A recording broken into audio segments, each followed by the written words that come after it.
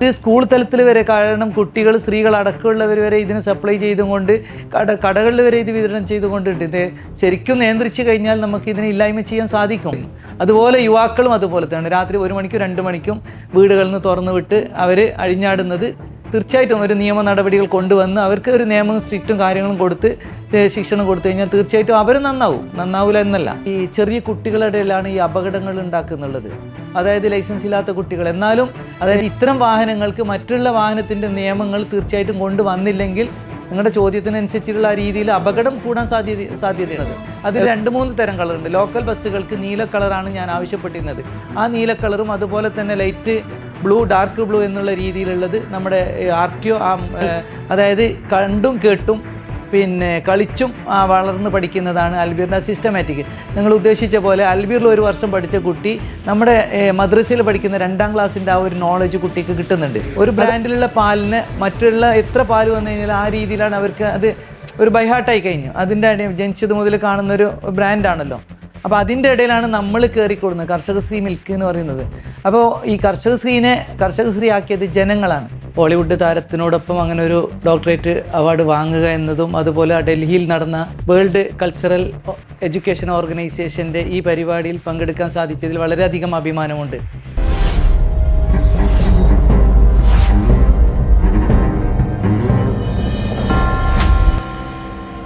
സുരക്ഷിതമായ ഒരു സർക്കാർ ജോലി, അത് വേണ്ടെന്ന് വെച്ച് മുഴുവൻ സമയവും ബിസിനസ്സിലേക്കും സാമൂഹിക സേവനത്തിലേക്കും ഇറങ്ങിത്തിരിക്കുക, അതൊരു ചെറിയ കാര്യമല്ല.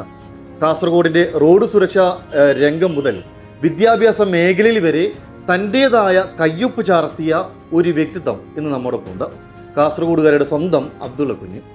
ഇപ്പോൾ Delhi world cultural and education ഓർഗനൈസേഷൻ്റെ ഹോണററി ഡോക്ടറേറ്റ് തിളക്കത്തിൽ നിൽക്കുന്ന അദ്ദേഹത്തിൻ്റെ അനുഭവങ്ങളും നമ്മുടെ കാസർഗോഡിൻ്റെ വികസന സ്വപ്നങ്ങളും ഇന്ന് നമുക്ക് നേരിട്ട് ചോദിച്ചറിയാം.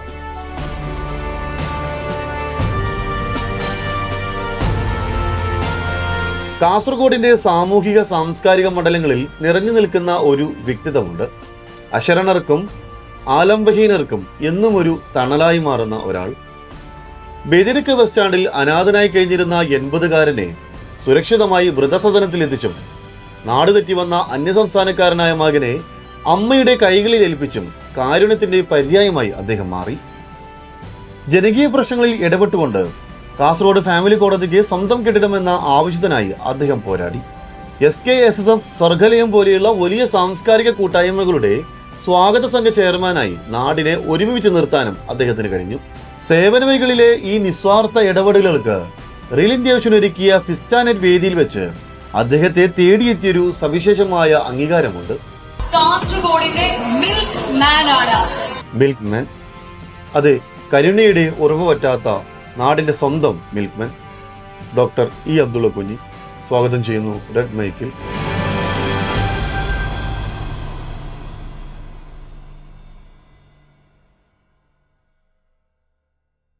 ആദ്യം തന്നെ ഈ Delhi world cultural and educational ഓർഗനൈസേഷൻ്റെ ഈ ഓണററി ഡോക്ടറേറ്റ് ലഭിച്ചതിൽ അഭിനന്ദനങ്ങൾ രേഖപ്പെടുത്തുകയാണ്. Thank you.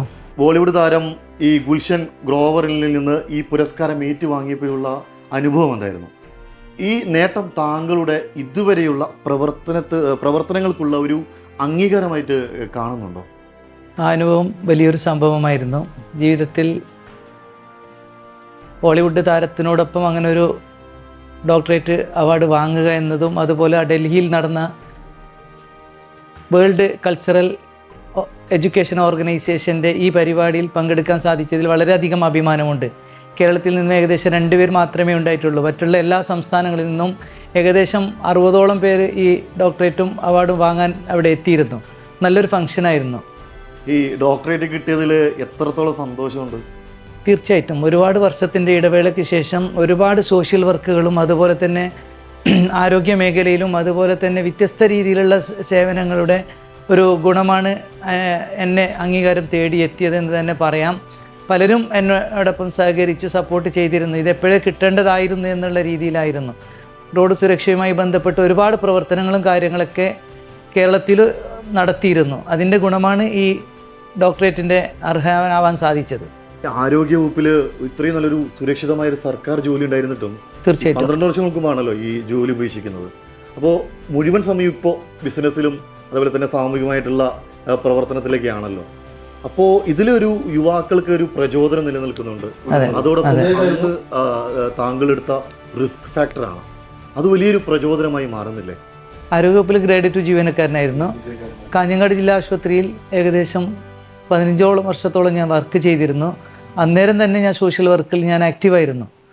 അവിടെ എത്തുന്ന ഒരുപാട് വൃദ്ധന്മാരെ കുറിച്ച് എനിക്ക് മനസ്സിലാക്കാൻ സാധിച്ചു. വൃദ്ധമന്ദിരവുമായി ബന്ധപ്പെട്ട് ഒരുപാട് സേവനങ്ങൾ എനിക്ക് ചെയ്യാൻ പറ്റും. ഒരുപാട് പേരെ എൻ്റെ കെയർ ഓഫിൽ തന്നെ വൃദ്ധമന്ദിരത്തിൽ ഞാൻ അവരെ രക്ഷപ്പെടുത്താൻ സാധിച്ചിട്ടുണ്ട്. അതൊരു വലിയൊരു റിസ്ക് ആയി തോന്നിയിരുന്നു അത് രണ്ടിനും കൂടി തീർച്ചയായിട്ടും അതെ തീർച്ചയായിട്ടും ഒരുപാട് വർക്കുകൾ ചെയ്യണമെന്ന് ആഗ്രഹമുണ്ടായിരുന്നു. രണ്ടും കൂടി നടക്കുകയില്ല എന്നുള്ള രീതിയിൽ ഞാൻ അവിടുന്ന് ഉപേക്ഷിക്കേണ്ടി വന്നു. പിന്നെ എൻ്റെ രീതിയിലേക്ക്, കാരണം സോഷ്യൽ വർക്ക് കുറച്ച് ആക്റ്റീവാക്കാനും ബിസിനസ്സിലേക്ക് വരാനും എന്നെ താല്പര്യപ്പെട്ടു. കാരണം വെച്ച് കഴിഞ്ഞാൽ ഒരു ബിസിനസ് പടുത്തുയർത്തുക എന്ന് വെച്ചാൽ ഒരുപാട് ഉത്തരവാദിത്വവും ജോലിയും ഒരുപാട് റിസ്ക് ഉള്ള കാര്യമാണ്. കാരണം രണ്ട് കാര്യം കൂടി നടക്കില്ല. അതുകൊണ്ടാണ് നമ്മൾ ഇതിനെ വിട്ടുകൊണ്ട് ബിസിനസ്സിലേക്ക് മാറിയതാണ്. ഒരുപാട് സേവനങ്ങൾ ചെയ്തു. പലരും പറഞ്ഞത് അതാണ്. കാരണം പല മേഖലയും തട്ടിമുട്ടിക്കൊണ്ട് നോക്കിയിട്ടും അവസാനം നമ്മൾ ബിസിനസ്സിലേക്ക് എത്തി. പിന്നെ മുഴുവൻ സമയം ബിസിനസ്സിലേക്ക് എത്തുകയാണ് ഉണ്ടായത്. കോട്ടകളുടെ നാട് എന്നൊരു പുസ്തകവും അതുപോലെ തന്നെ അരക് എന്ന് പറയുന്ന ഒരു ലഹരി വിരുദ്ധ ഒരു ഹസ്യചിത്രവും താങ്കൾ നിർമ്മിച്ചിട്ടുണ്ടല്ലോ. അപ്പോൾ ഈ തിരക്കുകൾക്കിടയിലേക്ക് എങ്ങനെയാണ് ഈ കലാസാഹിത്യമായിട്ടുള്ള ഇങ്ങനെയുള്ള കാര്യങ്ങൾക്കൊക്കെ ഏർപ്പെടാൻ സാധിക്കുന്നത്? എന്താണ് അതിൻ്റെ ഒരു രഹസ്യം? കലാസാഹിത്യപരമായി ഒരുപാട് പ്രവർത്തനങ്ങൾ ചെയ്തിട്ടുണ്ട്. അപ്പോൾ അതിൻ്റെ ഇടയിൽ ലഹരിക്കെതിരെ, അതായത് ഇന്ന് ഏറ്റവും കൂടുതൽ നമ്മുടെ സമൂഹം നഷ്ടപ്പെട്ടുകൊണ്ടിരിക്കുന്നത് ലഹരിക്കെതിരെയാണ്, യുവാക്കളുടെ ഇടയിൽ. അപ്പോൾ ഞാൻ പലരുമായി എൻ്റെ ഒരുപാട് ഫിലിം മേഖലയിൽ ഒരുപാട് ആൾക്കാരുണ്ടായിരുന്നു, ഒരുപാട് സുഹൃത്തുക്കളുണ്ടായിരുന്നു. അവരായി ഡിസ്കസ് ചെയ്ത് എനിക്കൊരു മെഗാ ഫിലിം തന്നെ എടുക്കണമെന്നൊരു ആഗ്രഹം കൂടി ഉണ്ടായിരുന്നു. അങ്ങനെ അവസാനം ആഗ്രഹം നിറവേറ്റാൻ വേണ്ടി ഞാൻ ഷോർട്ട് ഫിലിമിൽ ഒതുക്കിയതാണ്. വളരെയധികം നല്ല അംഗീകാരം കിട്ടിയ ഒരു ഫിലിമായിരുന്നു. പാഷൻ ഫ്രൂട്ട് എന്ന കമ്പനി ആ ഫിലിം സംവിധാനം ചെയ്തുകൊണ്ട് ഞാൻ നിർമ്മിച്ചുകൊണ്ട് ആ ഫിലിമിന് ജൂറി അവാർഡ് വരെ കിട്ടിയിട്ടുണ്ട്. ആ ഒരു ഫിലിമിൽ ഒരു കുടുംബം നശിപ്പിക്കുന്ന, ഒരു മദ്യത്തിനും അടിമയായ ഒരു അച്ഛൻ സ്വന്തം മകനെ മദ്യക്കുപ്പി പൊട്ടിച്ചതിന് കൊല ചെയ്യുകയാണ് ഉണ്ടായത്. ആ ഒരു രീതിയിൽ ആ കുട്ടിക്ക് ജൂറി അവാർഡ് പോലും കിട്ടിയിട്ടുണ്ട് എന്നുള്ള രീതിയിലാണ്. നല്ലൊരു ഇതായിരുന്നു, ഒരു അവയർനെസ് ഫിലിമായിരുന്നത്. ഇവിടെ ഇപ്പോൾ ലഹരിയുടെ കാര്യം വരുന്ന സമയത്ത് പലരും എന്താ പറയുക, മാറ്റി നിർത്തും, ഒരു ക്ലാസിഫിക്കേഷൻ നടത്തുന്നുണ്ട്. അതായത് മദ്യം ലഹരിയിൽ ഉൾപ്പെടുന്നില്ല എന്നുള്ളതാണ്. ലഹരി എന്ന് പറയുമ്പോൾ ഇതെല്ലാം വരില്ലേ? ഈ പറയുന്ന സർവ്വ സിന്തറ്റിക് ഡ്രഗ്സ് ആണെങ്കിലോ മറ്റു തരം ഡ്രഗ്സ് ആണെങ്കിലോ അല്ലെങ്കിൽ ഈ പറയുന്ന മദ്യം, സിഗരറ്റ്, ഇതെല്ലാം ലഹരി തന്നെയാണല്ലോ. തീർച്ചയായിട്ടും ഇത് മദ്യം എന്ന് പറയുന്നത് അത്ര വലിയ കുഴപ്പമില്ലാത്ത സംഭവം ആവുകയും മറ്റതൊക്കെ വലിയൊരു മാരകമായ സാധനമായി അങ്ങനെ ഒരു ക്ലാസിഫിക്കേഷൻ ഇവിടെ നടക്കുന്നുണ്ട്. അപ്പോൾ ലഹരി വിരുദ്ധ പ്രവർത്തനം താങ്കൾ അതിൽ ഏർപ്പെടുന്നതുകൊണ്ടാണ്. അപ്പോൾ അങ്ങനെ ലഹരി വിരുദ്ധ പ്രവർത്തനം എന്ന് പറയുമ്പോൾ അത് മദ്യത്തോടും കൂടി വേണമല്ലോ. കാരണം മദ്യം വിൽക്കുന്ന ഒരു സർക്കാരാണല്ലോ എന്നുള്ളത് നമ്മൾക്കുള്ളത്. അതുകൊണ്ടാണ് ഈ ഒരു ചോദ്യം ഇങ്ങനെ ചോദിച്ചത്. അതെ തീർച്ചയായിട്ടും. അതായത് ലഹരി എന്ന് പറഞ്ഞാൽ മദ്യം മുതൽ, കാരണം വെച്ചാൽ ഒരുപാട് കുടുംബങ്ങൾ ഉപജീവന മാർഗം നടത്തി കൂലിവേല ചെയ്ത് അവസാനം ഈ മദ്യത്തിനടിമയായി കുടുംബം നശിപ്പിക്കുന്ന ഒരുപാട് ചരിത്രങ്ങൾ നമ്മുടെ മുമ്പിൽ തന്നെയുണ്ട്. മുമ്പ് ബാറുകളൊന്നും ഉണ്ടായില്ല, ഇപ്പോൾ ഇഷ്ടംപോലെ ബാറുകളും മദ്യത്തിനടിമയായിരിക്കുന്ന ഒരുപാട് കുടുംബങ്ങൾ തകരുന്ന രീതിയിലാണ്. ഇന്ന് ഹൈടെക് ആയതുകൊണ്ട് കാരണം അത് ലഹരി MDMA പോലുള്ള രീതിയിലേക്ക് മാറിയിട്ടുണ്ട്. ഇപ്പോൾ ഈ MDMAയുടെ കാര്യമെടുക്കുക. MDMAയുടെ കേസുകളിൽ വളരെ കുറഞ്ഞ അളവുകളിൽ അല്ലെങ്കിൽ കുറഞ്ഞ ക്വാണ്ടിറ്റികളിലുള്ള സാധനമാണ് കൂടുതലും പിടിക്കപ്പെടുന്നത് കണ്ടിട്ടുള്ളത്. വളരെ റയറായിട്ടുള്ള വലിയൊരു എന്താ പറയുക, അത്രയും ക്വാണ്ടിറ്റി കൂടുതലായിട്ടുള്ള, അത്രയും അളവിൽ കൂടുതലുള്ള MDMA പിടിക്കപ്പെടുന്നത് നമ്മൾ കാണുന്നുള്ളത്. അപ്പോൾ ഈ ചെറിയ ക്വാണ്ടിറ്റികളാണ് കൂടുതൽ വരുന്നതെങ്കിൽ എന്തുകൊണ്ട് ഇത് എവിടെ നിന്ന് വരുന്നു, ഇതിൻ്റെ സോഴ്സ് എവിടെയാണെന്ന് അറിഞ്ഞുകൊണ്ട് ഇതിൻ്റെ തല നമുക്ക് വെട്ടിക്കൂടാ? തീർച്ചയായും നമുക്ക് ആ ഹെഡ് അങ്ങ് ബിഹെഡ് ചെയ്താൽ പിന്നെ ഇങ്ങനെ ഇത് ഒഴുകാൻ സാധ്യതയില്ലല്ലോ. മാത്രമല്ല ഇത് എങ്ങനെയാണ് ഈ പറയുന്ന താഴെത്തട്ടിലുള്ള ഈ വേണമെങ്കിൽ ഇരകളാക്കപ്പെടുന്ന യുവാക്കൾ എന്ന് പറയുക, ഇതിൽ പോയി പെട്ടുപോകുന്ന ആളുകൾ കയ്യിലേക്ക് ഇത് എങ്ങനെ എത്തുന്നു എന്നുള്ളൊരു ചോദ്യം നിലനിൽക്കുന്നില്ലേ? ഇതിന് ഒരുപാട് ഏജന്റുമാരാണ്. അത് വലിയ രീതിയിലാണ്, ഹൈടെക് രീതിയിലാണ് ഇത് പോകുന്നുള്ളത്. കാരണം നമ്മുടെ സർക്കാരോ അല്ല കേന്ദ്ര ഗവൺമെൻറ് സർക്കാരോ വിചാരിച്ചു കഴിഞ്ഞാൽ വെട്ടുന്നില്ല. അതെ അതെ, പിടിച്ചു കഴിഞ്ഞാൽ മറുഭാഗത്ത് അതിനെ റിലീസ് ചെയ്ത് കഴിഞ്ഞു, അപ്പോൾ വേറെ ആൾ വരുന്നുണ്ട്. അപ്പോൾ 500 ഗ്രാം വരുന്നുണ്ട്. അപ്പോൾ ഇത് സ്കൂൾ തലത്തിൽ വരെ, കാരണം കുട്ടികൾ സ്ത്രീകൾ അടക്കമുള്ളവർ വരെ ഇതിന് സപ്ലൈ ചെയ്തുകൊണ്ട് കടകളിൽ വരെ ഇത് വിതരണം ചെയ്തുകൊണ്ടിട്ട് ഇത് ശരിക്കും നിയന്ത്രിച്ചു കഴിഞ്ഞാൽ നമുക്ക് ഇതിനെ ഇല്ലായ്മ ചെയ്യാൻ സാധിക്കും. ഇതിന് ശിക്ഷ കൊടുക്കണം. കാരണം വെച്ചെങ്കിൽ പിടിക്കപ്പെട്ട ആൾക്കാർക്ക് വീണ്ടും ഇത് വളരാതിരിക്കാൻ വേണ്ടി, വീണ്ടും ബിസിനസ് ചെയ്യാതിരിക്കാൻ വേണ്ടിയുള്ള ശിക്ഷ കൊടുക്കണം. ഈ ഡി അഡിക്ഷൻ സെൻ്ററുകളുടെ കാര്യം നോക്കുക, ഈ പിടിക്കപ്പെടുന്ന യുവാക്കളാണല്ലോ കൂടുതലാണ് യുവാക്കൾ എന്ന് പറഞ്ഞുകൊണ്ടിരിക്കുന്നത്. ഈ പിടിക്കപ്പെടുന്ന യുവാക്കൾ റിമാൻഡ് ചെയ്യുന്നു, വീണ്ടും അവർ പുറത്തിറങ്ങുന്നു, അവിടെ ഒന്നും സംഭവിക്കുന്നില്ല. ചില ആളുകൾ വീണ്ടും മോശത്തിലേക്കും, ചില ആളുകൾ നന്നായി പുറത്തു വരുന്നുമുണ്ട്. എന്തുകൊണ്ട് ഈ പിടിക്കപ്പെടുന്ന ആളുകളെ ഒരു ഡി അഡിക്ഷൻ സെൻ്ററിലോട്ട് കൊണ്ടുപോകുന്നില്ല എന്നുള്ളതാണ്. കാരണം ഇതൊരു അഡിക്ഷനായി മാറിയ ആളുകളിൽ നിന്ന് അവർക്കൊരു മോചനം ഉണ്ടാക്കാൻ വേണ്ടിയിട്ട് വേണമെങ്കിൽ ജയിലുകളിൽ തന്നെ അങ്ങനെ സംവിധാനങ്ങൾ കൊണ്ടുവന്നൂടെ? തീർച്ചയായിട്ടും ചെയ്യാൻ പറ്റും. ഇതുപോലുള്ള യുവാക്കളെ പുതിയൊരു മനുഷ്യരാക്കി മാറ്റാൻ സാധിക്കില്ലേ നമുക്ക്? ഇതിന് അടിമകളാവുന്നത്, ഇതിന് ന്യൂ ജനറേഷനാണ് ഇതിന് അടിമയാകുന്നുള്ളത്. കാരണം അവരെ ജീവിതത്തിൽ ഇത് ഒരു പ്രാവശ്യം കഴിച്ചു കഴിഞ്ഞാൽ പിന്നെ അവർക്ക് ജീവിതത്തിൽ അത് വിടാൻ പറ്റാത്ത സാഹചര്യം. പിന്നെ അവരുടെ സംസാരത്തിലുള്ള ആ ഒരു റിയാക്ഷന്, അതുപോലെ കുടുംബപരമായിട്ടുള്ള റിയാക്ഷന്, ഇതൊക്കെ വരുന്നുള്ളത് ഈ ഇതുപോലുള്ള ലഹരി, അതായത് MDMA പോലുള്ള മാരകമായ രീതിയിലാണ്, പല വിധത്തിലുള്ള പേരിലും അറിയപ്പെടുന്നുണ്ട്. അതിന് അടിമയായി കഴിഞ്ഞാൽ പിന്നെ അവരെ ജീവിതത്തിൽ ഇനി ഒരിക്കലും രക്ഷപ്പെടാൻ സാധിക്കില്ല എന്നാണ് ശാസ്ത്രം തെളിച്ചിട്ടുള്ളത്. അപ്പോൾ നമുക്ക് താങ്കൾ എഴുതിയ ആ ഒരു പുസ്തകത്തിൻ്റെ കാര്യം നോക്കുക, ഈ കോട്ടകളുടെ നാട് എന്ന് പറയുന്നത്, തീർച്ചയായിട്ടും അതിനെക്കുറിച്ചൊന്ന് ചെറുതായി പറയാൻ സാധിക്കും? അതിന് എനിക്ക് കേരള സർക്കാരിൻ്റെ നല്ലൊരു പിന്തുണയും സപ്പോർട്ട് ഉണ്ടായിരുന്നു. ആർക്കിയോളജിയിൽ ഞാൻ അന്വേഷിക്കുന്ന സമയത്ത് നമ്മുടെ ഏറ്റവും കൂടുതൽ കോട്ടകളുള്ളൊരു ജില്ലയാണ് കാസർഗോഡ് ജില്ല. അതിന് എനിക്കത് താല്പര്യം കൊണ്ട് ഞാൻ നമ്മുടെ ഒരുപാട് സഹപ്രവർത്തകരെ കൊണ്ട് ഞാനത് അന്വേഷിച്ച് അതിൻ്റെ ആർക്കിയോളജിയുമായി ബന്ധപ്പെട്ട് ഒരുപാട് കോട്ടകളുടെ ചരിത്രങ്ങൾ എനിക്കറിയാൻ പറ്റി. അന്നാണ് കാസർഗോഡ് ജില്ലയിൽ 7 കോട്ടകളുണ്ട് എന്നുള്ള ആ ഒരു ചരിത്രം എനിക്ക് കിട്ടിയത്. അത് നല്ലൊരു സമ്പൂർണ്ണമായ ഒരു പുസ്തകം നമ്മുടെ കാസർഗോഡ് ജില്ലാ കലക്ടർ, അതുപോലെ തന്നെ ഇന്ന് SP ആയിരിക്കുന്ന ബിജോയ് സാർ അടക്കമുള്ളവർ ആ ഒരു റിലീസിൻ്റെ ദിവസം പങ്കെടുത്തിരുന്നു. 2013 ഈ കാസർഗോഡ് നിന്ന് ഈ തിരുവനന്തപുരത്തേക്ക് നടത്തിയ റോഡ് സുരക്ഷാ സന്ദേശയാത്രയും ജില്ലയിലെ ആദ്യത്തെ ട്രോമ കെയർ യൂണിറ്റും വലിയ മാറ്റങ്ങൾ ഉണ്ടാക്കിയതാണ്. അന്ന് താങ്കൾ കണ്ട റോഡ് സുരക്ഷാ സംസ്കാരത്തിൽ നിന്ന് ഇന്നത്തെ കേരളം എത്രത്തോളം മാറിയിട്ടുണ്ട്? തീർച്ചയായിട്ടും കാസർഗോഡ് ഒരുപാട് ട്രാഫിക് പരമായിട്ടുള്ള, അതായത് റോഡ് സുരക്ഷയുമായി ബന്ധപ്പെട്ട ഒരുപാട് ചരിത്രങ്ങൾ അന്നുണ്ടായിരുന്നു. അന്ന് എന്നെ അവിടുത്തെ RTO ആയി ബന്ധപ്പെട്ട് ഞങ്ങളൊരു രീതിയിലുണ്ടായിരുന്നു ആക്സിഡൻറ്റ്, മോട്ടോർ വാഹന വകുപ്പ് ആയി ബന്ധപ്പെട്ട് അന്ന് മോട്ടോർ വാഹന വകുപ്പ് സ്റ്റാളുകളിടും, അതായത് ഡിപ്പാർട്ട്മെൻറ്റ് സ്റ്റാളുകൾ. അന്ന് ഞാൻ ഏകദേശം എൻ്റെ അന്ന് സോഷ്യൽ വർക്കിൻ്റെ കൂടെ ഏറ്റവും കൂടുതൽ അപകടങ്ങളും അപകട സാധ്യതയുള്ള ഫോട്ടോ ഒപ്പിയെടുക്കലാണ് എൻ്റെ ഇതായിരുന്നു. ഇത് ഞാൻ എൻ്റെ ഈ വിവരം RTO ആയിട്ടുള്ള രാജേഷ് സാറിനെ പോലത്തെ ആൾക്കാർ അറിഞ്ഞു. അങ്ങനെ അവരെനിക്ക് പ്രോത്സാഹനം തന്നു. ദിലീപ് സാർ അടക്കമുള്ളവർ, അവരൊക്കെ ഇന്ന് ഡിപ്പാർട്ട്മെൻറ്റിൽ മുതിർന്ന ടോപ്പിലാണുള്ളത്. അപ്പോൾ അതുകൊണ്ട് ഏകദേശം ഒരു 1000-1500ഓളം ആക്സിഡൻറ്റ് അപകട സാധ്യതകളുടെ ഫോട്ടോ ഞാൻ A3 ഫോട്ടോ പ്രിൻ്റ് ചെയ്ത് എടുത്തുകൊണ്ട് സ്വന്തം എൻ്റെ റിസ്കിൽ ചെയ്ത് ഇല്ല ഇപ്പോഴില്ല, ഞാനത് ഒരുപാട് സ്ഥലത്തേക്ക് ഞാൻ പോയിരുന്നു. കേരളത്തിൽ പല സ്ഥലത്തും എനിക്ക് അതായത് KMCT college Kozhikode, LBS college, അതുപോലെ നാദാപുരം പോലീസ് സ്റ്റേഷൻ, ഇങ്ങനെയുള്ള ഒരുപാട് സ്റ്റേഷനുകൾ എന്നെ വിളിക്കാൻ തുടങ്ങി. പിന്നെ നമുക്കിത് റിസ്ക് ആയിട്ടുള്ള രീതിയിലായതാക്കിയത് കൊണ്ടാണ് ഇത് ചെയ്തത്. പിന്നെ അപകട സാധ്യതയുള്ള വിഷ്വൽസ്, ഷോർട്ട് ഫിലിം, ഇതൊക്കെ തയ്യാറാക്കിക്കൊണ്ട് എൻ്റെ ഈ പ്രവർത്തനം കണ്ടതുകൊണ്ട് ഇവിടുത്തെ കാസർഗോഡ് RTO ട്രാൻസ്പോർട്ട് കമ്മീഷണർക്ക് റിക്വസ്റ്റ് കൊടുത്തു. അതായത് കേരളത്തിലുടനീളം ഒരു ബോധവൽക്കരണം ആവശ്യമുണ്ട് എന്നുള്ള രീതിയിൽ. അപ്പോൾ അതുകൊണ്ട് എന്താ പറഞ്ഞാൽ ട്രാൻസ്പോർട്ട് കമ്മീഷൻ ഓർഡർ ഇട്ടു. അതായത് നിങ്ങൾ ഷെഡ്യൂൾ തരാൻ വേണ്ടി പറഞ്ഞു.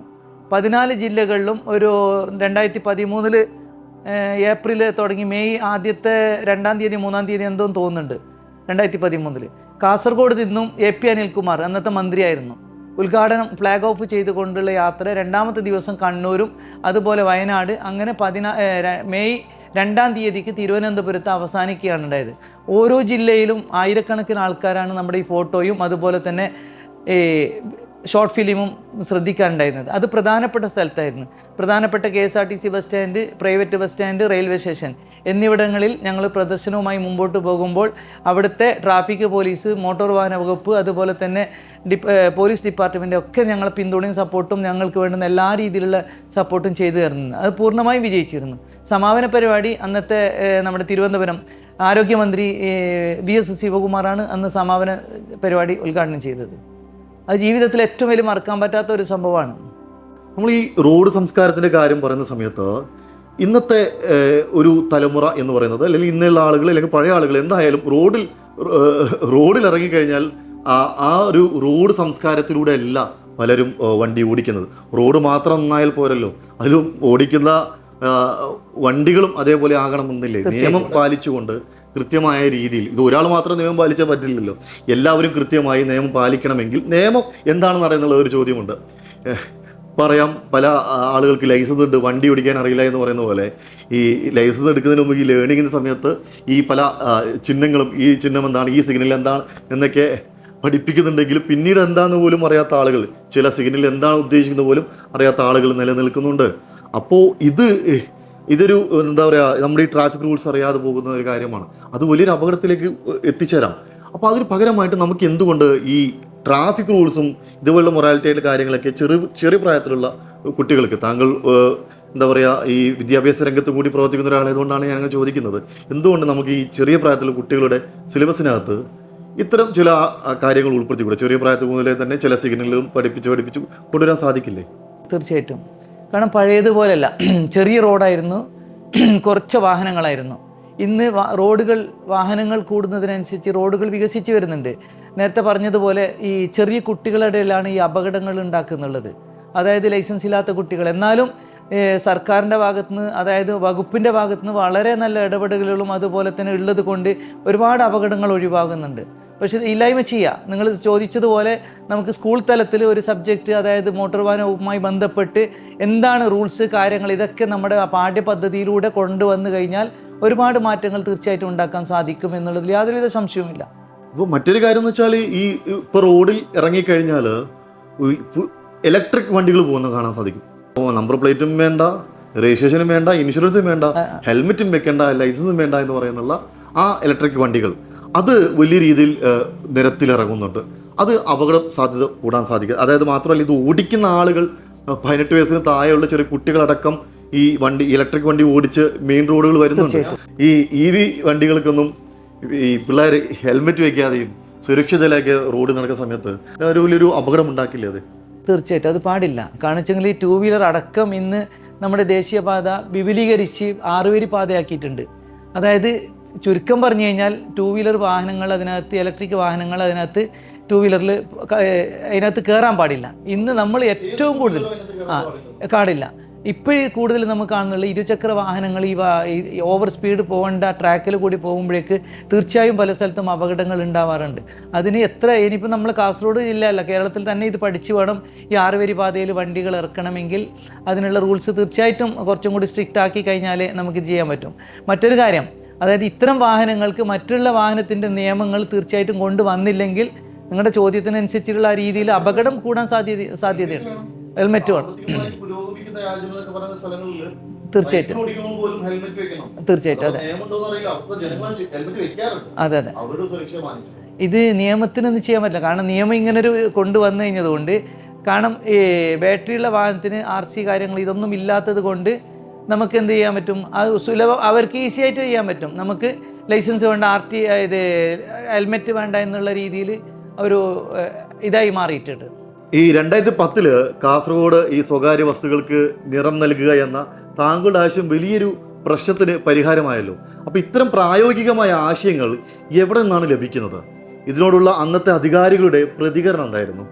തീർച്ചയായിട്ടും അന്ന് എന്നെ സംബന്ധിച്ചിടത്തോളം ഈ സോഷ്യൽ വർക്കിൻ്റെ ഇടയിൽ ഒരു ട്രെൻഡായിരുന്നു. അതായത് ഒരുപാട് നിർദ്ദേശങ്ങൾ ഞങ്ങൾ ബന്ധപ്പെട്ട അധികാരികളെ അറിയിക്കുകയാണ് ഉണ്ടായത്. അന്ന് കലക്ട്രേറ്റിൽ മീറ്റിംഗ് വിളിക്കുകയുണ്ടായി. കാരണം ജില്ലാ കലക്ടർ, ഹൈവേ, അതുപോലെ തന്നെ മോട്ടോർ വാഹന വകുപ്പ് എല്ലാവരും വിളിച്ചും കൊണ്ട് 10-40ഓളം ചോദ്യം ചെയ്ത് ഇന്ന് എൻ്റെ ഡോക്യുമെൻസിലുണ്ട്. ഓരോരുത്തരുടെ റിക്വസ്റ്റ് ഞങ്ങൾ ചോദിച്ചിരുന്നു. അതായത് ഇതും വേണ്ടി അന്നത്തെ നാളിൽ കാസർഗോഡ് എറിഞ്ഞെങ്കിൽ കാസർഗോഡ് ഒരു അന്തരീക്ഷം ശരിയല്ലായിരുന്നു. അതായത് ബസ്സുകളുടെ നിറവും അതുപോലെ തന്നെ പേരും നോക്കി അക്രമങ്ങൾ നടത്തുന്ന ഒരു കാലമായിരുന്നു ഞാൻ 2010 ആ ഒരു സംഭവത്തിൽ. അന്നേരം എൻ്റെ മനസ്സിലുദിച്ച ഒരു സംഭവമാണ്, നമുക്കിത് കേരളത്തിൽ, അതായത് നമ്മുടെ സാംസ്കാരിക കേരളത്തിൽ ഇതിനൊരു മാറ്റം വരുത്തണം എന്നുള്ള രീതിയിൽ ഞാൻ കണ്ടെത്തുകയാണ് ഉണ്ടായത്. അന്ന് ഞാൻ ഈ രീതിയിലുള്ള പ്രൊഫഷൻസ് ഞാൻ ബന്ധപ്പെട്ടവരെ അറിയിച്ചു, RTOയിൽ അറിയിച്ചു, സംസ്ഥാന ഗവൺമെൻറ്റിനെ അറിയിച്ചു, അതുപോലെ തന്നെ ട്രാൻസ്പോർട്ട് കമ്മീഷണർക്ക് അറിയിച്ചു. എന്ന് അത് ഇഴഞ്ഞു നീങ്ങി. ഞാനതിനെ പല പ്രാവശ്യമായിട്ട് ഫോളോ അപ്പ് ചെയ്തതിൻ്റെ അടിസ്ഥാനത്തിൽ നമ്മുടെ കാസർഗോഡ് RTO തന്നെ 2-3 പടങ്ങൾ വരച്ച് അത് പ്രൊഫഷണൽ അവിടുത്തെ നമ്മുടെ ട്രാൻസ്പോർട്ട് കമ്മീഷണർക്ക് അയക്കുകയുണ്ടായി. പിന്നീടാണ് അത് ഉത്തരവായിട്ട് വന്നത്. അതിൽ 2-3 തരം കളറുണ്ട്. ലോക്കൽ ബസ്സുകൾക്ക് നീല കളറാണ് ഞാൻ ആവശ്യപ്പെട്ടിരുന്നത്. ആ നീല കളറും അതുപോലെ തന്നെ ലൈറ്റ് ബ്ലൂ, ഡാർക്ക് ബ്ലൂ എന്നുള്ള രീതിയിലുള്ളത് നമ്മുടെ RTO ആ ബസ്സിൻ്റെ പടം വരച്ചിട്ടാണ് അയക്കുകയുണ്ടായത്. പിന്നീട് നമ്മുടെ സർക്കാർ തീർച്ചയായിട്ടും അത് അംഗീകരിക്കേണ്ടത്. ഇന്നിപ്പോൾ ആർക്കും ബസ്സിന് ഒരു ലോക്കൽ ബസ്സുകൾക്ക് എല്ലാം ഒരു കളറായിട്ടാണുള്ളത്. ഈ അധ്യാപക പരിശീലന കേന്ദ്രം മുതൽ ഈ ബിസ്മി ഇസ്ലാമിക് സ്കൂൾ, അതേപോലെ തന്നെ ഈ അൽബിർ പ്രീ സ്കൂളുകൾ തുടങ്ങി നിരവധി സ്ഥാപനങ്ങൾ താങ്കളുടെ നേതൃത്വത്തിൽ പ്രവർത്തിക്കുന്നുണ്ട്. അപ്പോൾ ഇന്നത്തെ കാലത്ത് കുട്ടികൾക്ക് നൽകേണ്ട വിദ്യാഭ്യാസത്തിൽ വരേണ്ട ഏറ്റവും വലിയ മാറ്റം എന്താണെന്നാണ് താങ്കൾ കരുതുന്നത്? എൻ്റെ ചെറുപ്പകാലം മുതൽ തന്നെ വിദ്യാഭ്യാസപരമായിട്ട് ഞാൻ അടുക്കുകയാണ് ഉണ്ടായത്. ഇന്നത്തെ വലിയ പല സ്കൂളുകളും +2 വരെ ആയി, മറ്റേ ഏകദേശം ഡിഗ്രി കോളേജ് വരെ ആയ സമയത്ത് ഞാൻ ചെറിയ രീതിയിൽ അന്നത്തെ നഴ്സറി സ്കൂൾ, അന്ന് നഴ്സറി സ്കൂളിനാണ് അന്ന് അറിയപ്പെട്ടത്. അന്നേ ഞാൻ ആരംഭിച്ചിട്ടുണ്ട്. അന്ന് എനിക്ക് ബാക്ക്ഗ്രൗണ്ട് സപ്പോർട്ടും പ്രോത്സാഹനം കിട്ടാത്തത് കൊണ്ട് നിർത്തേണ്ട വന്നിട്ടുണ്ട്. കാസർഗോട്ടെ അണങ്കൂറിൽ പ്രവർത്തിക്കുന്ന ലിറ്റിൽ റോസ് സ്കൂൾ വരെ ഞാൻ നടത്തിയിട്ടുണ്ട്. പിന്നെ നമ്മുടെ ഈ വെള്ളൂർ, അതുപോലെ ഇൻറ്റീരിയൽ ഗ്രാമപ്രദേശത്ത് പോലും സ്കൂളുകൾ നടത്തിയിട്ടുണ്ട്. അപ്പോൾ ആ സ്കൂൾ നടത്തിയതിൻ്റെ എനിക്ക് ആ ടച്ച് വിടാൻ പറ്റൂല എന്നുള്ള രീതിയിലാണ് ഇന്ന് നമ്മുടെ പഴയ രീതിയിലുള്ള വിദ്യാഭ്യാസമല്ല നമ്മുടെ ഈ ഇപ്പം നിലവിൽ വർക്ക് ചെയ്യുന്നില്ല.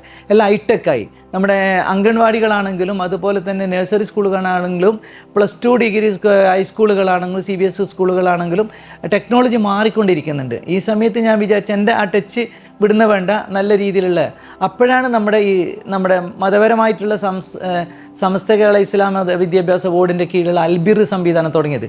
ഇത് തുടങ്ങിയത് 2016-17 അതിൻ്റെ 10ാം വാർഷികമാണ് ഇപ്പോൾ നമ്മൾ ഇവിടെ നടത്തിക്കൊണ്ടിരിക്കുന്നത്.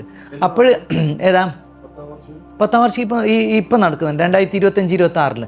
2016-17 നമ്മളിത് ആരംഭിച്ചത്. പൈലറ്റ് പ്രൊജക്റ്റായിട്ട് തുടങ്ങിയിട്ട് 2ാമത്തെ വർഷം തന്നെ അതിൻ്റെ ആദ്യത്തെ ഒരു സ്കൂൾ എന്ന നിലയിൽ നമ്മൾ എതിർത്തോട് ആരംഭിക്കേണ്ടായി. ഇപ്പം 3 സ്കൂളുകൾ അൽബിർ പ്രവർത്തിക്കുന്നുണ്ട്. 2ാമത് ഇപ്പം ഈ നമ്മുടെ സമസ്തൻ്റെ 100ാം വാർഷികത്തിൽ പ്രഖ്യാപിക്കേണ്ടായിരുന്ന പ്ലേ സ്കൂളിൻ്റെ പൈലറ്റ് പ്രൊജക്റ്റ് കിട്ടിയത് നമുക്ക് കേരളത്തിലെ കാസർഗോഡ് ജില്ലയിലാണ്. അതുപോലെ അതിൻ്റെയും അടുത്ത വർഷം നമുക്കിത് വരുന്നുണ്ട്. അങ്ങനെ 4 അൽബിർ സ്കൂളും അതേപോലെ സാധാരണ പാവപ്പെട്ടവർക്ക് വേണ്ടി മതഭൗതിക വിദ്യാഭ്യാസം സമന്വയിപ്പിച്ചുകൊണ്ടുള്ള ഒരു പാഠ്യപദ്ധതി രീതിയാണ് ബിസ്മി ഇസ്ലാമിക് സ്കൂൾ. അത് 2 നടക്കുന്നുണ്ട്. ഇതെല്ലാം ക്രോഡീകരിച്ചുകൊണ്ട് നമ്മൾ LP സ്കൂളായി വലിയൊരു പ്രസ്ഥാനമാക്കി മാറ്റാനുള്ള പദ്ധതിയും പ്ലാനും കൂടിയാണ് ഇന്ന് ഇത് നടത്തിക്കൊണ്ടിരിക്കുന്നത്.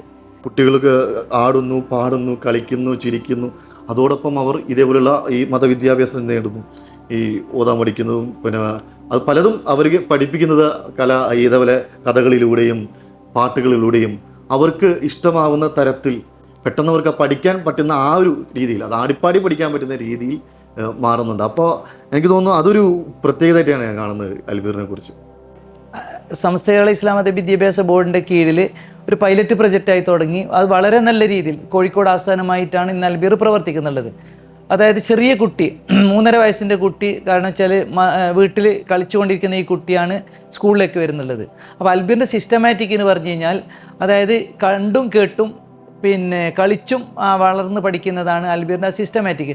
നിങ്ങൾ ഉദ്ദേശിച്ച പോലെ അൽബിറിൽ 1 വർഷം പഠിച്ച കുട്ടി നമ്മുടെ മദ്രസയിൽ പഠിക്കുന്ന 2ാം ക്ലാസ്സിൻ്റെ ആ ഒരു നോളജ് കുട്ടിക്ക് കിട്ടുന്നുണ്ട്. അത് ആ ടീച്ചറുടെ കഴിവാണ്. ടീച്ചർക്ക് കഴിവ് കിട്ടണമെങ്കിൽ അൽബിറിൻ്റെ സ്റ്റേറ്റ് കമ്മിറ്റിൻ്റെ ആ ഡയറക്ഷനാണ്. അതായത് ഇന്ന് കേരളത്തിൽ 450-ൽ കൂടുതൽ സ്ഥാപനങ്ങൾ പ്രവർത്തിക്കുന്നുണ്ട്. അത് ആ ഒരു കൺട്രോളിൻ്റെ സിസ്റ്റമാറ്റിക് അനുസരിച്ചിട്ട് ഒരു ബ്രാൻഡായിട്ടാണ്. മറ്റ് പല സ്ഥാപനങ്ങളുണ്ടെങ്കിലും ഒരിക്കലും അത് അൽബിറിൻ്റെ അടുത്തേക്ക് എത്താൻ വഴിയില്ല. പലരും ഇതിൻ്റെ കോപ്പിയായിട്ട് തുടങ്ങിയിട്ടുണ്ടെങ്കിലും അത് അൽബിറിൻ്റെ അടുത്തേക്ക് എത്തൂല. കാരണം 2 ടീച്ചേഴ്സാണ് പഠിക്കുന്നില്ല. ടീച്ചിങ് സിസ്റ്റമിലാണ് അൽബിറിനെ പഠിപ്പിക്കുന്നില്ല. ഒരു ടീച്ചർ പഠിപ്പിക്കുമ്പോൾ ഒരു ടീച്ചർ കുട്ടിയായിട്ട് അഭിനയിച്ചും കൊണ്ട് ആ രീതിയിലുള്ള വീഡിയോസുകൾ കണ്ടുകൊണ്ട് പഠിക്കുന്ന കുട്ടിയാണ്. അപ്പോൾ ഇന്ന് നമുക്ക് കാണിച്ചെങ്കിൽ നമ്മുടെ പഴയ കാലത്ത് കുട്ടികൾ സ്റ്റേജിലൊന്നും കയറൂല. അൽബിറിനെ സംബന്ധിച്ചിടത്തോളം 1 വർഷം കുട്ടി അൽബിറിൽ എത്തിച്ചു കഴിഞ്ഞാൽ ആ കുട്ടി വളരെ ബ്രില്യൻ്റ് ആയി കഴിഞ്ഞു. അതായത് ഏകദേശം നമ്മളെ ദൈനംദിന പ്രാർത്ഥനകളടക്കം നമ്മുടെ മതഭൗതിക വിദ്യാഭ്യാസം ആ കുട്ടി വളരെ ആക്റ്റീവായിട്ട് ഇതാക്കി. ഈ 3.5 വയസ്സിൻ്റെ കുട്ടികളെ ഏത് രീതിയിലാണ് അത് എടുക്കേണ്ടത്, ഏത് രീതിയിലാണ് അവർക്ക് കൊടുക്കേണ്ടത്, നമുക്ക് അവർക്ക് പഠനഭാരം ഏൽപ്പിച്ചുകൊണ്ടല്ല, അവരെ കളിപ്പിച്ചുകൊണ്ടാണ് ഇതാക്കുന്നില്ല. ഒരു കുട്ടിക്ക് ഇപ്പോൾ നമ്മൾ പോലീസ് സ്റ്റേഷനിൽ കൊണ്ടുപോയി പോലീസുകാരെ പരിചയപ്പെടുത്തി, മോറലായിട്ട് നമ്മളിപ്പോൾ കുട്ടികൾക്ക് ഒരു ആക്ടിവിറ്റീസൊക്കെ നമ്മൾ ചെയ്യുന്നുണ്ട്. ഒരു കുട്ടി സ്റ്റേജിൽ കയറി ജില്ലാ മത്സരം വരെ നടത്തുന്നുണ്ട്. ഇപ്പോൾ നമ്മൾ കഴിഞ്ഞ വർഷം ഇവിടെ 26 സ്കൂളിലെ ജില്ലാ കലോത്സവം ഇവിടെ നടത്തിയതാണ്.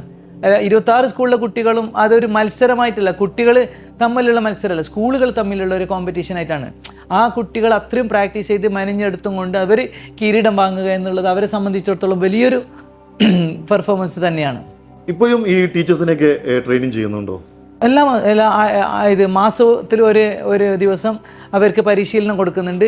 അവർ ഒരു ടീച്ചർ ആവണമെങ്കിൽ, ഒരു അൽബീർ നടത്തണമെങ്കിൽ അൽബീറിൻ്റെ ട്രെയിനിങ് കഴിഞ്ഞ ടീച്ചർക്ക് മാത്രമേ നടത്താൻ പറ്റുള്ളൂ, ക്ലാസ് എടുക്കാൻ പറ്റുള്ളൂ. അതേപോലെ ഇത് ഒരുപാട് മാനദണ്ഡങ്ങളാണ് അൽബീറിൻ്റെ സിസ്റ്റമാറ്റിക്കിലുള്ളത്.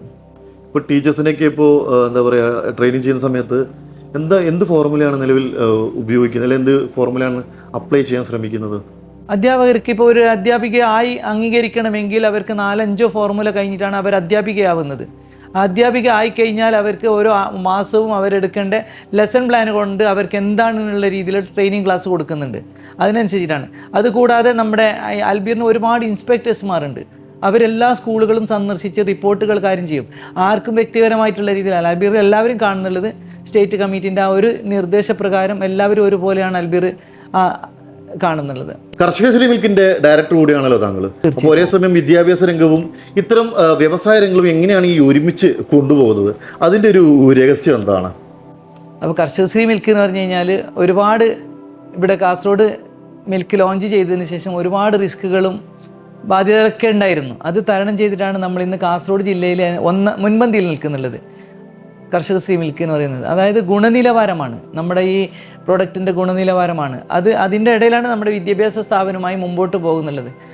രണ്ട് ഭാഗത്തായിട്ടാണ് പോകുന്നത്. രണ്ടും കൂടി ക്രോഡീകരിച്ചുകൊണ്ട് നമ്മൾ ജൈത്രയാത്ര തുടരുന്നുണ്ട്. ഇപ്പോൾ മാർക്കറ്റിൽ വലിയ വൻകിട കമ്പനികളുണ്ട്. ഇപ്പോൾ മിൽമയാണെങ്കിലോ നന്ദിനി ആണെങ്കിലോ അവരുടെ ഒരുപാട് പ്രോഡക്ട്സുകളൊക്കെ മാർക്കറ്റിൽ അവൈലബിൾ ആണ്. അപ്പോൾ അതിൻ്റെ ഇടയിൽ കർഷകശ്രീ മിൽക്ക് എന്ന് പറയുന്ന ഒരു പാല് എങ്ങനെയാണ് ജനങ്ങൾക്കിടയിൽ ഇത്രയൊരു അങ്ങനെ ഒരു ശ്രദ്ധ പിടിച്ചു പറ്റാൻ സാധിക്കുന്നത്? അതിനുള്ളൊരു എന്തെങ്കിലും പ്രത്യേകത നിങ്ങളുടെ ഈ കർഷകശ്രീ മിൽക്കിന് ഉണ്ടോ? അത് ആദ്യകാലത്ത് ഒരു ബ്രാൻഡിൻ്റെ പാല് മാത്രമാണ് ഉണ്ടായിരുന്നുള്ളൂ. അന്ന് ജനങ്ങൾക്ക് അറിയില്ല. കാരണം വെച്ചെങ്കിൽ ഇപ്പോൾ നമ്മുടെ ഒരു പ്രൊഡക്റ്റിനെ ഡിപ്പെൻഡ് ചെയ്തിട്ടാണ് പോകുന്നുള്ളത്. കോൾഗേറ്റ് ഒന്നാണെങ്കിലും മറ്റുള്ള ടൂത്ത് പേസ്റ്റുകളെ കോൾഗേറ്റ് എന്നറിയപ്പെടുന്നുണ്ട്. അതേപോലെ ഒരു ബ്രാൻഡിലുള്ള പാലിന് മറ്റുള്ള എത്ര പാല് വന്നു കഴിഞ്ഞാൽ ആ രീതിയിലാണ് അവർക്ക് അത് ഒരു ബൈഹാർട്ടായി കഴിഞ്ഞു. അതിൻ്റെ ജനിച്ചത് മുതൽ കാണുന്നൊരു ബ്രാൻഡാണല്ലോ. അപ്പോൾ അതിൻ്റെ ഇടയിലാണ് നമ്മൾ കയറിക്കൊടുന്നത് കർഷകശ്രീ മിൽക്ക് എന്ന് പറയുന്നത്. അപ്പോൾ ഈ കർഷകശ്രീ ആക്കിയത് ജനങ്ങളാണ്, ഉപഭോക്താക്കളാണ്. അത് കൃഷിയുമായി ബന്ധപ്പെട്ടുള്ള രീതിയിലുള്ള ആ ഒരു ഇതാണ് കർഷകശ്രീ എന്നുള്ള രീതിയിലുള്ള ആ പേര് വരാൻ കാരണം ആ ബ്രാൻഡിന്. കാരണം ഒരു പ്രൊഡക്റ്റ് നിലനിൽക്കണമെങ്കിൽ അതിനെ അംഗീകരിക്കേണ്ടത് ഉപഭോക്താക്കളാണ്. ഏകദേശം നല്ല പ്രൊഡക്റ്റ് അല്ലെങ്കിൽ 1 വർഷം കൊണ്ട് മാർക്കറ്റ് ഔട്ടാവുകയും അതുപോലെ തന്നെ നല്ല പ്രൊഡക്റ്റ് ആണെങ്കിൽ ജനങ്ങളുടെ പിന്തുണയും സപ്പോർട്ടും കൊണ്ട് അത് മുമ്പോട്ട് പോവുകയുമാണ്. ജനങ്ങൾ നോക്കുന്നത് ഗുണനിലവാരമാണ്.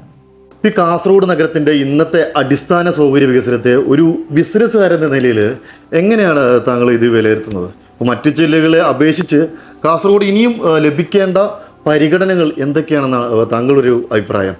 മറ്റുള്ള ജില്ലകളെ പോലെയല്ല കാസർഗോഡ് കുറേ വർഷങ്ങൾക്ക് മുമ്പ് കാസർഗോഡ് വൈകുന്നേരം സന്ധ്യയായി കഴിയുമ്പോഴേക്ക് കാസർഗോഡ് ആരും ജനങ്ങൾ പ്രവേശിക്കാത്ത രീതിയിലായിരുന്നു. ഇന്നതല്ല, ഒരുപാട് മാറ്റങ്ങൾ വന്നിട്ടുണ്ട്. നഗരസഭ അടക്കമുള്ള നമ്മുടെ ജില്ലാ ഭരണകൂടം അടക്കമുള്ള പല രീതികളും മാറി വരുന്നുണ്ട്. മറ്റ് ജില്ലകളെ സംബന്ധിച്ചിടത്തോളം രാത്രി ഏകദേശം ഉണർന്ന് പ്രവർത്തിക്കുന്നുള്ളത് പോലെ കാസർഗോഡ് ഒരുപാട് മാറ്റങ്ങൾ ഇനിയും വരാൻ ഉണ്ട്. ഒരുപാട് ഈവൻറ്റുകളും അതുപോലെ തന്നെ വന്നു കഴിഞ്ഞാൽ കാസർഗോഡ് തീർച്ചയായിട്ടും മാറാൻ സാധ്യതയുണ്ട്. ഇപ്പോൾ രാത്രികാലങ്ങളിൽ പുറത്തിറങ്ങുക, നൈറ്റ് ലൈഫ് എന്ന് പറയുന്നൊരു എന്താ പറയുക, അതിങ്ങനെ ആഘോഷിക്കുക, അവരുടെ സ്ട്രെസ്സും അതൊക്കെ മാറാൻ വേണ്ടിയിട്ട് രാത്രികൾ പുറത്തിറങ്ങി വ്യത്യസ്ത തരത്തിലുള്ള ഭക്ഷണങ്ങൾ, അതായത് പല വ്യത്യസ്ത ഹോട്ടലുകൾ കണ്ടുപിടിച്ച് ചില തട്ടുകടയിലേക്ക് പോയി കഴിച്ച് രാത്രികാലങ്ങളിൽ ഇറങ്ങി നടക്കുന്ന ഒരു പ്രതിഭാസം, അതിനാണല്ലോ നൈറ്റ് ലൈഫ് എന്ന് പറയുന്നത്.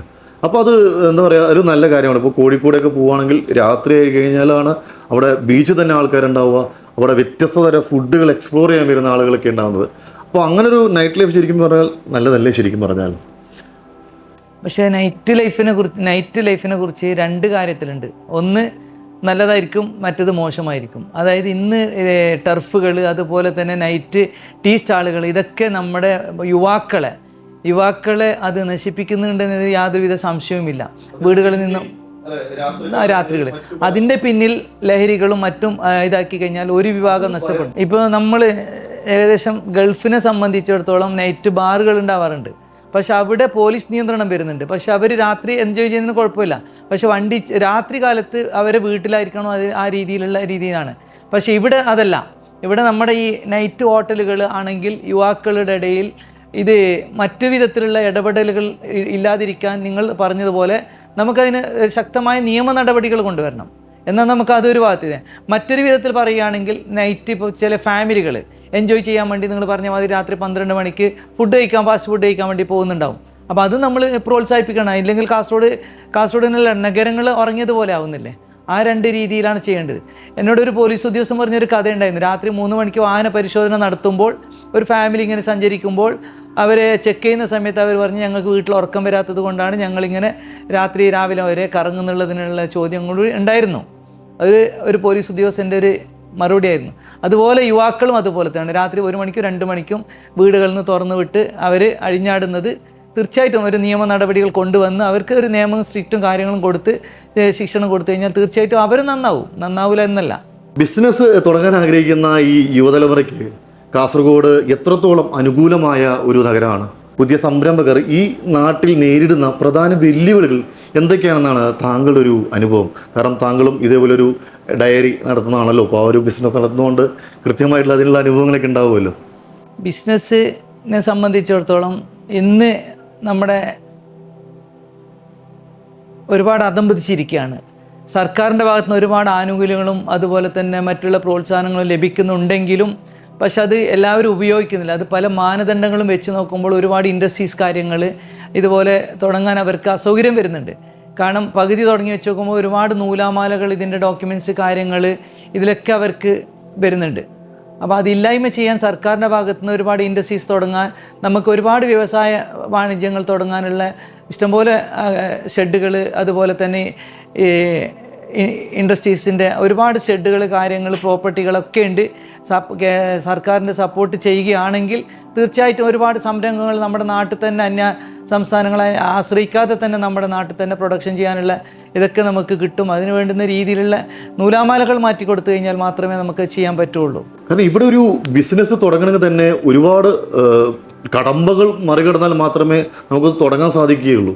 ഒരു ചെറിയൊരു ഫാക്ടറി തുടങ്ങണമെങ്കിൽ തന്നെ ഒരുപാട് നിയമങ്ങളുണ്ട്. അപ്പോൾ അതൊക്കെ മറികടന്നിട്ട് വേണം ഒരു ഫാക്ടറി ഉണ്ടാവാൻ. അപ്പോൾ ഒരു സംരംഭകർ ഉണ്ടാവാനുള്ള സാധ്യതകൾ ചിലപ്പോൾ അങ്ങനെ കുറയ്ക്കുന്നുണ്ടോ?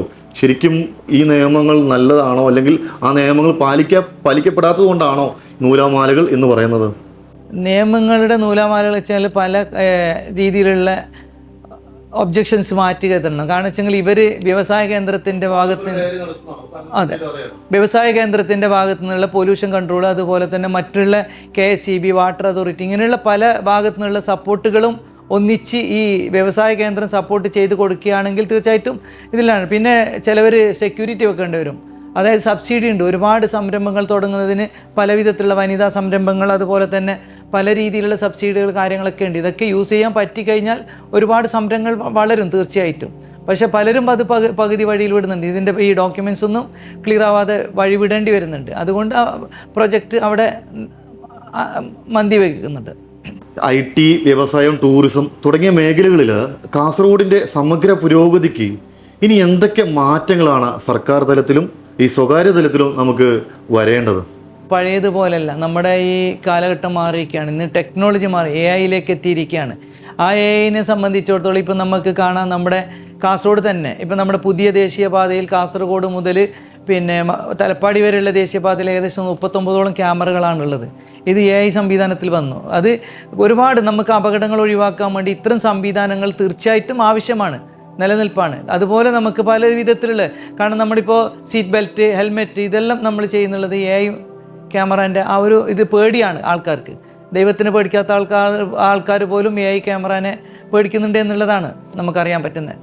ഒരു വ്യക്തിക്ക് തൻ്റെ ഇച്ഛാശക്തി കൊണ്ട് സമൂഹത്തിൽ എത്രത്തോളം വലിയ മാറ്റങ്ങൾ കൊണ്ടുവരാൻ സാധിക്കുമെന്നും കാസർഗോഡിൻ്റെ ഭാവി വികസന സാധ്യതകളെക്കുറിച്ചും വളരെ വ്യക്തമായി തന്നെ നമ്മൾ ഇന്ന് മനസ്സിലാക്കി.